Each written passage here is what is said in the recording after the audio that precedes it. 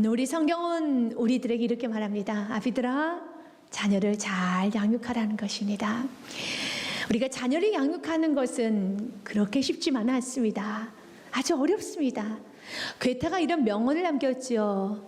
눈물 젖은 빵을 먹어보지 않는 사람 인생을 논하지 말라라는 말이 있는데요. 스페인 격언에 보면 10대 자녀를 키워보지 않는 사람 인생을 논하지 말라라는 말이 있습니다. 그만큼 자녀를 키운다는 건 어렵다는 겁니다. 부모가 자녀를 낳을 때 피 흘리는 고통으로 자녀를 낳습니다. 그런 자녀를 키워가는 과정은 피 말리는 과정이라고 합니다. 그래서 자녀를 정말 잘 키워보겠다고 열심히 노력한 사람은 하나님의 은혜가 아니면 자녀를 키울 수 없습니다라는 고백이 절절히 흐르게 되어 있습니다. 자녀는 우리 힘으로 키울 수 없습니다. 여러분의 계획대로 되지 않습니다.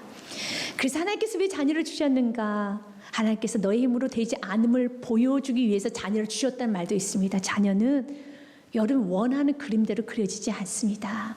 이런 노력에 따라서 응당한 대가처럼 여러분의 땅 받을 수도 없습니다. 하나님의 은혜의 영역입니다. 하나님의 은혜가 아니면 자녀를 온전히 키울 수 없습니다. 오늘 성경에서 우리에게 이렇게 말합니다. 너희 자녀를 양육하라 라고 되어 있습니다. 이 양육하라는 뜻의 히라보로 보니 에크트레포라고 되어 있습니다. 꽃을 기르다, 동물을 기르다, 애완용 동물을 기르다, 또한 몸을 돌보다 라는 그런 기름과 돌봄의 그런 의미를 갖고 있는데요. 이것은 단순히 꽃과 애완용을 키우는 그런 의미에서 양육보다 훨씬 더 깊은 의미죠. 자녀가 성숙하기까지, 그가 완전체가 될 때까지 먹이고 기르라는 것입니다. 그래서 부모는 평생 부모입니다. 첫째, 자녀는 하나님이 나에게 주신 선물입니다. 그리고 그것은 하나님의 것입니다. 시편 말씀 127편 말씀 3절 말씀에 보면 보라, 자식들은 여호와의 기업이요 태의 열매는 상급이로다 라고 되어 있습니다. 여기서 여호와의 기업이라는 걸 좀 더 쉬운 말로 현대어 성경에 보면 이렇게 되어 있습니다. 같이 한번 현대어 성경으로 읽어보도록 하겠습니다. 자녀는 여호와께서 주신 선물이며 상급으로 주신 그의 축복이다. 아멘. 자녀는 여호와께서 주신 선물입니다. 선물이에요. 주께서 선물로 주신 겁니다. 참 맞는 말입니다. 하나님께서 나에게 자녀를 주셨어요. 자녀가 존재함으로 내가 부모라는 소리를 듣는 겁니다. 부모는 아무에게나 내가 엄마 아빠 소리 들을 수 없습니다. 자녀가 존재함으로 내가 엄마가 되는 것이고 자녀가 있음으로 내가 아빠가 되는 것입니다. 그래서 저와 여러분은 자녀에게 이런 말 해야 됩니다. 나를 아빠로 만들어줘서 고맙다. 나에게 엄마란 소리를 듣게 해줘서 고맙습니다 해야 되는 겁니다. 내가 자녀에게 뭔가 섬기고 헌신한다는 것에 대해서 자녀에게 내가 뭔가를 해준다는 생각을 하는 것이 아니라 정말 나를 엄마로, 나를 아버지로, 어머니로, 나같이 부족한 사람을, 나같이 대우받을 수 없는 사람에게 너가 태어남으로 인해서 내가 고귀한 어머니가 되었고 내가 고귀한 아버지가 되었다는 건 너무 큰 축복이죠. 그래서 자녀에게 혹시 여러분들이 자녀를 잘 키우고 내가 널 어떻게 키웠는데 그런 말씀하면 안 되는 겁니다. 부모는 자녀를 키울 수 있는 건 특권입니다. 하나님께서 부어주신 선물이라는 겁니다. 그러면 하나님 좀 좋은 선물 좀 주시, 너무 예민한 선물을 주셔서 내가 지금 죽을 것 같아요. 선물을 받았으면 그걸로 끝입니다. 좋아하셔야 됩니다. 기뻐해야 되는 겁니다. 경북대 총장님을 지낸 박찬석 교수님이 한국일보에 이런 글을 좀 남겼습니다. 내 평생 잊지 못할 일이라는 글을 쓰셨습니다. 나의 고향은 경남 산천이다. 나는 굉장히 가난한 집에서 태어났다. 아버지는 가정형편도 안 되는 머리도 안 된 나를 대구로 보내서 대구의 중학교를 다녔는데 공부가 너무 하기 싫었다. 1학년 8반 석차 68명 중에 나는 68등이었다. 꼴찌였다. 그래요. 이제 방학이 되어서 아버지의 집에 이제 성적표를 들고 가지고 오는데 68명 중에 68등 보여줄 수가 없는 겁니다. 그래서 누구나 한 번쯤 해본 조작을 했습니다. 1등으로. 28명 중에 1등으로 저작을 했습니다. 아버지 그 성적표를 받고 너무 기뻐서 너무 좋아합니다. 그런데 큰일 났습니다. 우리 가정의 재산 1억 몽둥인 돼지를 잡아서 잔치를 벌이기 시작합니다. 어찌할 줄을 모릅니다. 감당이 안 되는 거예요. 그로부터 결심했다고 합니다. 나는 공부하리라. 나는 제대로 살리라. 그 후로 그는 공부를 잘해서 교수도 되고 이렇게 총장이 되었습니다. 17년 후 나는 대학 교수가 되었다. 그리고 나의 아들 민우가 중학교 입학했을 때, 그러니까 내 나이 45세 때 되던 어느 날 부모님 앞에 33년 전에 그 위조 사건을 고백하기 위해서, 사과하기 위해서 어머니 저 중학교 1학년 때 1등은요 하고 말을 시작하려고 했는데 옆에서 아버지께서 알고 있었다, 그만해라, 민우가 듣는다 하셨습니다. 자식의 위조한 성적을 알고도 재산 목록 1호인 돼지를 잡아 잔치를 하신 부모의 마음을 박사이고 교수이고 대학 총장인 나는 아직도 감히 알 수가 없다. 그게 부모죠. 그냥 부모는 자녀를 사랑하는 존재입니다. 자녀에게 헌신하는 존재입니다. 부모는 자녀를 그냥 감싸주는 존재입니다. 자녀 그에 대한 응당한 대가와 응당하게 반응을 해주면 너무 큰 은혜지요. 그러나 그렇지 못해도 사랑해야 됩니다. 그렇지 못해도 끝까지 책임져야 되는 겁니다. 마치 우리 하나님 아버지께서 자녀인 나를 끝까지 사랑하시고 끝까지 돌봐주시고 끝까지 챙겨주시고 끝까지 나를 놓지 않으신 것처럼 우리 또한도 그 사명을 감당해야 되겠습니다. 예수님께서는 자신을 향해서 이렇게 말합니다. 나는 선한 목자다 말합니다. 나는 선한 목자라. 선한 목자는 양들을 위하여 목숨을 버리거니와 싹구는 목자가 아니요 양도 재앙이 아니라 이리가 오는 것을 보면 양을 버리고 달아나나니 이리가 양을 물어가고 또 해치니라.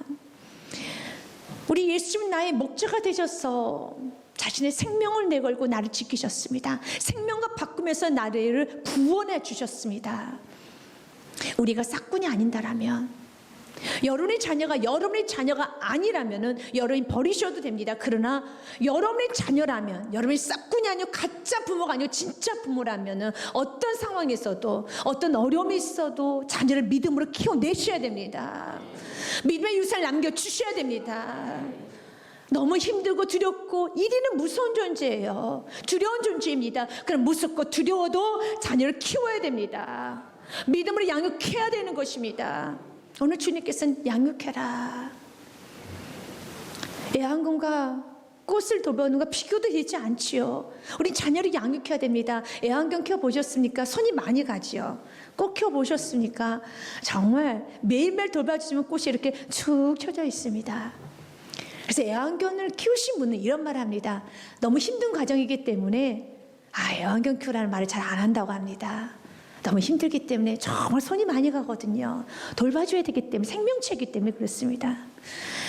자녀는 비교할 수가 없습니다. 그런데 정말 내가 애완견을 키울 때 시간을 내듯이 산책을 시켜주고 식사를 내가 꼬박꼬박 챙겨주고 내가 쓰다듬어 주는가, 내가 그만큼 시간을 내주고 있는가, 머리만 무겁지 내가 진짜 시간과 그리고 사랑을 표현하는가 한번 점검해 봐야 됩니다. 마틴 로이드 존스 목사님이 이 부분에 대해서, 부모가 너무 게으른 부분에 대해서 이런 말을 합니다.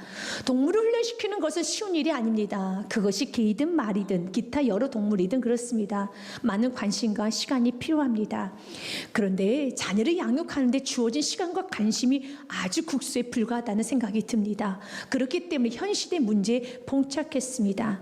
그리고 그가 이런 말을 합니다.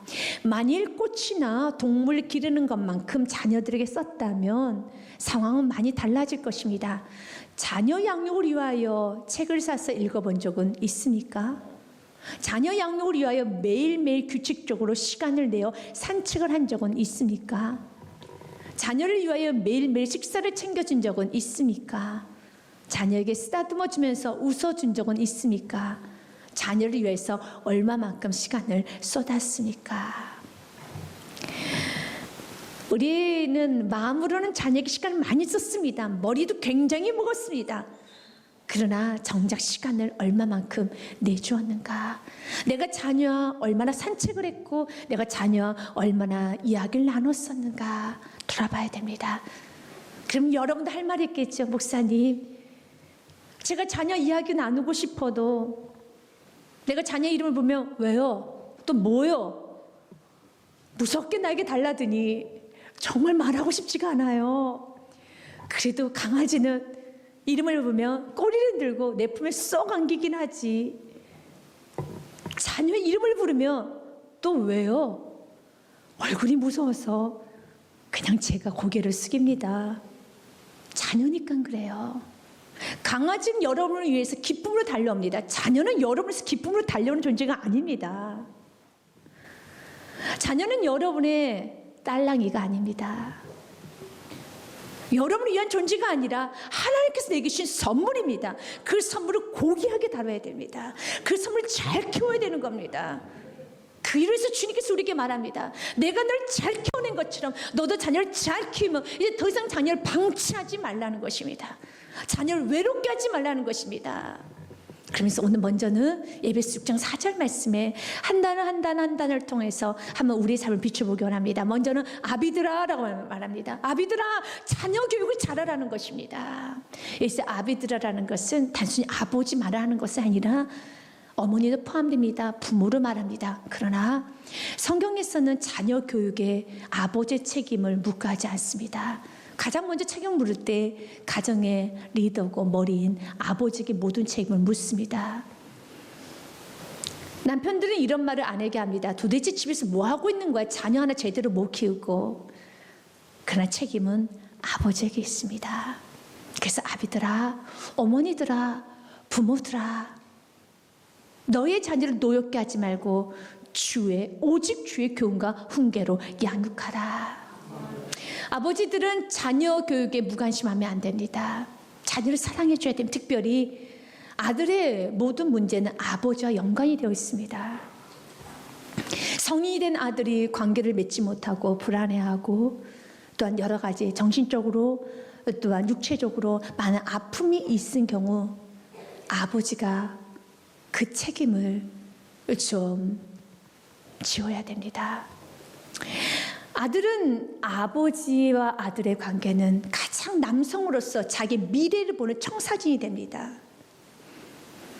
그래서 아버지는 자기의 또 다른 모델이며 미래인 것입니다. 자신이 처음으로 경험한 성인 남자입니다. 그래서 아버지를 닮아가려고 하죠. 근데 그 아버지에게 사랑과 지지와 관심을 충분하게 받으면 이 자녀는 미래를 건강하게 꿈꿉니다. 아, 나의 미래는 이렇게 밝을 것이야. 난 이렇게 사랑받는 존재가 될 것이야. 난 이렇게 사람들에게 지지받는 존재가 될 것이야. 아버지는 자신의 미래이고 자신 내일이기 때문에. 그런데 아버지가 사랑을 많이 주지 않아요. 지지해 주지 않습니다. 아버지가 보듬어 주지 않습니다. 친구가 되어주지 않습니다. 관심이 없습니다. 좌충우돌합니다. 그리고 차갑습니다. 이중적입니다. 폭언이 있습니다. 폭력이 있습니다. 어떻게 자녀가 건강하게 자랄 수 있을까요? 어머니도 마찬가지예요. 어머니는 자궁과 같아요. 자녀가 가장 안정감을 느끼는 건 어머니의 자궁이죠. 어머니는 항상 그 모습 그대로 항상 여유로운 마음과 여유로운 모습을 가지는데 항상 어머니가 불안하고 예민하고 좌충우돌하는 모습이 보이면 자녀는 불안해집니다. 그래서 자녀가 문제가 생기는 거예요. 이런 말을 들으면 모든 부모님들은 고개가 숙여지고 자유롭지 못하죠. 그러나 부모님들도 이해가 됩니다. 한 60, 70대 되었을 때 자녀를 낳으면 잘 키울 것 같아요. 근데 자녀는 꼭 20살, 30대 낳거든요. 어쩌라고요? 두 남녀가 만났습니다. 성숙하지 못한 두 남녀가 만나는 남자, 여자가 만난 것이 아니라 여러분 양가 부모가 다 만나서 부모님만 해도 4명이 됩니다. 친척들이 다 모였습니다. 가난합니다. 불안정합니다. 근데 어느 날 자녀가 태어났어요. 반갑죠. 정말 선물이죠. 해결할 게 너무 많아요. 부모의 문제, 여러분 또 살아가면서 여러분 집도 늘려야 됩니다. 그리고 생활비도 있어야 됩니다. 자녀가 태어났습니다. 처음 자녀를 키웠기 때문에 어떻게 키워야 될지도 모르겠어요. 하나님 한 60대 자녀를 주시면 정말 잘 키울 것 같은데, 여유롭게 키울 것 같은데, 내 나이 25세, 내 나이 30살에 자녀를 낳으니 어찌합니까? 나보고 어떡하라고요? 애가 애를 키운다고 하죠. 맞아요. 우리 주님 아주 신비로워요. 주님은 꼭 그 타임 때 줍니다. 여러분 60대 70대 자녀 안 줘요. 그 60대 자녀 가질 생각하지 마세요. 그럼 자녀 가질 수 없어요. 교육상으로 보면 60대 자녀를 낳는 게 최고 좋은 교육이죠. 얼마나 여유로워요. 우리 할머니 할아버지도 여유롭잖아요. 이제 가정도 좀 넉넉하고 돈도 좀 있고 다. 그런데 그때 자녀가 낳지 않아요. 자녀는 제일 혈기왕성할 때, 가정이 정신이 없을 때 자녀까지 태어나니 정말 가정은 칙칙폭폭입니다. 기차에 기차, 소리가 끊어지지 않습니다. 이걸 통해 주님께 주고 있는 신비로움은 주님만 의지하여라, 하나님만 의지하여라, 믿음으로 자녀를 키워라. 오늘 다시 한번 점검하십시오. 내가 자녀를 믿음으로 키웠는가? 내가 정말 자녀를 믿음으로 키웠는가? 자녀를 믿음으로 키우지 않으면 주님께서 우리에게 묻으면, 여러분들이 아무리 세상에 성공했다는 소리를 들어도 또한 주의 일을 열심히 하고 사역이라는 거 열심히 했다 할지라도 주님 앞에 물었으면, 내가 너에게 준 선물, 내가 너에게 준 기업, 이건 상급이거든요. 묻습니다. 자녀 어떻게 키웠는가? 주님께서는 되물을 겁니다. 자녀 잘 키우셔야 돼요. 사역 열심히 하고 전도 열심히 했다 해서 자녀 키우는 분에서 등한시한 분에서 하나님은 넘어가지 않습니다. 자녀 어떻게 키웠느냐? 우리 주님께서는, 아비들아, 너희 자녀를 먼저 주의 교훈과 훈계로 양육하라. 근데 주의 앞에 오직이라는 단어가 있어요. 강조지요. 다른 방법 없어. 자녀는 오직 주님의 방법대로, 오직 말씀대로, 오직 주님의 방법대로, 오직 주의 교훈과 훈계로, 오직이에요. 다른 길 없어요. 자녀는 오직 주의 방법대로 키워야 되는 겁니다. 여기서 주의 교훈이라는 것은 가르치다는 음의 파이듀오에서 파생된 말입니다. 가르침에는 훈련과 교육, 징계가 다 포함되어 있습니다. 또 훈계는 경계를 말합니다. 경계는 옳고 그름에 대한 경계, 인격이 될 때까지 훈련해 주어야 되는 그러한 경계를 말합니다. 그래서 자녀들에게 옳고 그름이 인격이 될 때까지 여러분 근실히 교훈해야 되고 훈계해야 됩니다. 교육은 잘 되라고 하는 것이 교육인데, 훈계, 징계는 잘 되라고 하는 것인데, 그 징계, 훈계, 교훈이 바람마저 다 제거해서 낙심이 되어서 살고 싶지 않아. 될 대로 되라지 라는 마음을 준다라면 제대로 된 교육이 아니라는 겁니다. 그래서 언제나 여러분의 삶에 성령 충만해야 돼요. 자녀 교육에서 성령 충만하지 않고 술 취했으면 자녀 교육 제대로 못합니다. 에베소서 5장 8절 말씀에 보면 이런 말씀이 있습니다. 술 취하지 말라. 이는 방탕한 것이 오직 성령으로 충만함을 받으라. 술 취한 사람 특징이 어떻습니까? 막 웁니다. 힘을 과시합니다. 이 말 정말 떠들어댑니다. 옷이 단정하게 입지를 못합니다. 자녀 앞에서 자기 감정을 절제를 못해요. 하소연을 합니다. 울어버립니다. 그리고 큰 소리로 힘을 과시합니다. 그리고 여러분, 온 멤버스가 단정하지 못하는 것처럼 이성을 잃어버립니다. 술 취해서 그래요. 자녀 앞에 술 취하면서 교육하고 훈계하는 것은 옳은 것이 아닙니다. 그럼 왜 우리가 자녀 앞에서 나처럼 이성적이고 나처럼 이렇게 정말 지성 있는 내가 왜 자녀 앞에서 이렇게 이성을 잃을까? 왜 그렇지? 사랑하기 때문에도 그래요.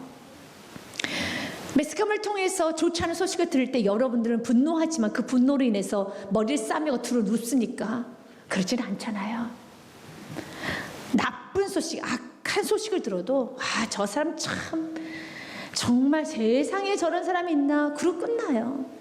사랑해주지 않았기 때문에, 사랑하지 않기 때문에, 그런 자녀는 내가 사랑하기 때문에, 내가 사랑하고 내가 돌봤기 때문에 자녀가 흐트러진 모습을 보면 이성을 잃어버려요. 좋지 않은 행동을 합니다. 그러나 그 마음 안에는 자녀를 사랑하는 마음도 있지만 내 안에 분노도 있고 화도 있고 혈기도 있고 지저분한 것들이 너무 많아요. 그래서 주님께서는 이런 지저분한 상태에서 너가 교훈을 하거나 훈계를 하고 양육이라는 걸 하면은 자녀가 낙심하게 된단다. 교훈은 필요합니다. 훈계는 필요합니다. 그러나 성령 충만한 상태에서, 내가 말씀 충만한 상태에서, 하나님 아버지의 사랑 흡족히 받고 난 상태에서, 야, 하나님 날 이렇게 사랑하시는데 하나님이 내 자녀 지켜주시지 라는 그런 충만한 마음으로, 여러분 때로는 교훈도 하고 훈계도 하고 징계도 하고 여러분들의 충만한 마음으로 가고 담대하게 나아가야 되는 것입니다. 잠언 말씀에 보면 22장 6절 말씀에 성경 이렇게 말합니다. 마땅히 행할 길을 아이에게 가르치라. 같이 읽습니다. 그리하면 늙어도 그것을 떠나지 아니하리라. 아멘. 늙어도 끝까지 자녀에게 마땅히 행할 길을 가르쳐야 돼요. 자녀에게 마땅히 행해야 될 길이 무엇입니까? 사람들에게 피해 주지 말고 살아라. 그것도 마땅히 행할 길이죠. 너 죄 짓지 말고 정직하게 살아야 돼. 그것도 맞는 말이죠. 그러나 여러분 세상 살다 보면 유혹이라는 게 안 옵니까? 감정이 없습니까? 여러분 이성으로만 살 수 있던가요? 그러지 못해요. 마땅히 행할 길이 무엇입니까? 엘리가 실패했던 거, 오직 주의 교훈과 훈계를 양육해야 하는데 엘리가 자녀에게 신앙을 전수해 주지 않았어요. 엘리가 자녀에게 하나님을 섬기는 법을 전수해 주지 않았어요. 우리가 자녀에게 교육해야 되는 먼저는 그가 하나님 앞에 두렵고 떨림 경외의 신앙을 가져야 돼요. 하나님이 보고 있단다. 하나님 널 지켜주고 있단다. 하나님이 널 도와줄 것이란다. 그래 세상 방법 쓰지 말아라. 더 나가서 모든 걸 하나님의 사람들이란다. 하나님의 사람들 존귀하게 된다. 하나님 앞에서 두렵고 떨림의 경외의 신앙을 전수해야 되는 것입니다. 전도서 말씀에 보면 인간의 마땅한 본분에 대해서 이렇게 말합니다. 일의 결국 마침을 다 들었으니 하나님을 경외하고 그의 명령을 지킬지어다. 이것이 모든 사람의 마땅한 본분이니라. 하나님을 경외하고 그 명령을 지켜야 되는 겁니다. 이게 마땅한 삶이에요. 하나님을 섬기고 하나님 앞에서의 삶을 사는 것입니다. 아멘. 그래서 시편 말씀에 보면은 103편 말씀에 이렇게 되어 있습니다. 17절 말씀 같이 읽습니다. 여호와의 인자하심은 자기를 경외하는 자에게 영원부터 영원까지 이르며 그의 이는 자손의 자손에게 이르니. 아멘. 부모님이 여호와를 경외하며 하나님 앞에서 자녀다운 삶을 살아갈 때 하나님께서는 그 부모의 자녀의 대대손손의 주님이 인자하심으로 다가오십니다. 하나님은 저와 여러분에게 오늘 이 축복의 말씀을 줍니다. 아직은 기회가 있다. 아직은 자녀가 살아있지 않냐. 아직은 자녀가 너가 아버지 어머니 누군가 너를 통해서 양육받고 있지 않느냐. 양육하고 있는 우리들이 하나님 앞에서 건강한 모습으로 믿음을 전수했을 때 우리 다음 세대들은 하나님의 인자가 영혼의 영혼까지 자손의 자손까지 이르게 되어 있습니다.